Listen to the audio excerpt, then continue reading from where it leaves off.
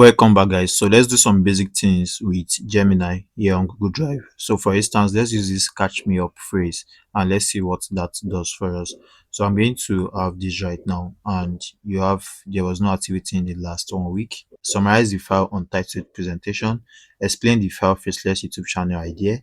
So let's use this. This is the file right here. So let's use this to explain the file in the Google Drive. So we're going to see how that goes. And something you can do again is to add sources. For instance, you could add a file. For instance, you could add a file. You could check your Google Drive for files and use the file to do stuff. For instance, look at the recent files I have. I have faceless YouTube channel idea. I have the most fearless man on earth you've never heard of. So let's see these. For instance, I could insert it as a source and tell Gemini from my Google Drive to explain the file.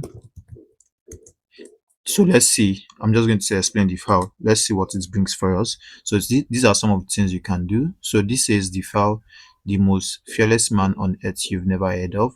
You see what it does. It summarizes everything that was in the file, where the situation, Elias Quiver's role, and his courageous art, the rescue mission, the outcome, legacy, and all that.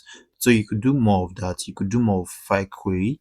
Aside from doing more of file query, you could actually search for files as well. So I'm going to search for YouTube related files. So let's see what it does for us. So let's search for YouTube related files in Google Drive. So it's going to keep finding. So it's going to find all the documents that are related to YouTube. As you can see right here, there are there are some relevant files, and here we have them. So you can start clicking on them and see what they talk about as it pertains to YouTube. And that is how to go more and more by using Gemini on Google Drive. So there are more things you could do. You could explore them yourself and check them out yourself. I hope to see you in the next lesson. See you there.